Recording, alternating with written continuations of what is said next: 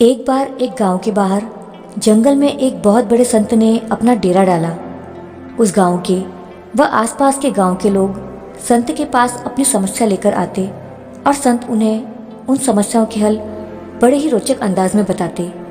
एक दिन एक शराबी जो अपनी शराब पीने की लत से बहुत परेशान था, संत के पास आया और बोला, गुरुदेव, मैं इस शराब पीने की लत से बहुत परेशान हो चुका हूँ। मेरी नौकरी चली गई है, मेरी पत्नी से मेरा झगड़ा होता है, घर में अशांति रहती है, मेरे जीवन में कुछ भी ठीक नहीं है। कृपया आप मुझे कोई ऐसा उपाय बताएं कि मेरा इस लत से हमेशा के लिए छुटकारा हो जाए। संत ने कहा, जब तुम्हें इस शराब की लत से इतना नुकसान हो रहा है तो तुम इसे छोड़ क्यों नहीं देते? वह व्यक्ति बोला, गुरुदेव, मैं तो इस शराब को छोड़ना चाहता हूँ, पर मुझे इसकी इतनी आदत हो गई है और यह मेरे खून में इस कदर समा गई है कि मुझे छोड़ने का नाम ही नहीं ले रही है।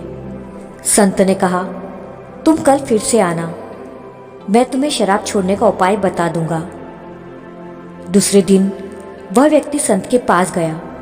संत ने जैसे ही उस व्यक्ति को देखा, झट से उठकर एक खंभे को कसकर पकड़ लिया।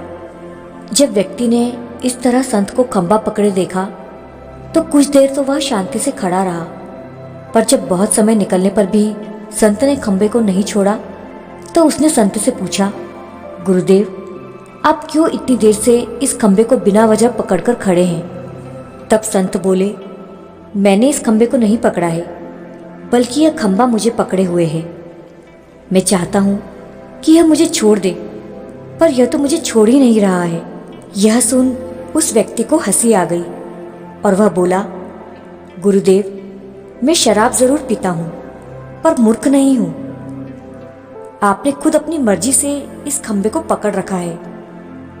यह तो बेजान है, यह आपको क्या पकड़ेगा?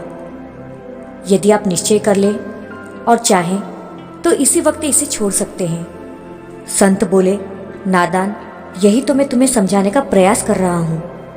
जिस तरह इस खंभे ने मुझे नहीं बल्कि मैंने उसे पकड़ कर रखा था, उसी तरह शराब ने तुम्हें नहीं पकड़ा है, बल्कि सच तो यह है कि तुमने ही शराब को पकड़ रखा है और तुम कह रहे थे कि शराब तुम्हें छोड़ नहीं रही है।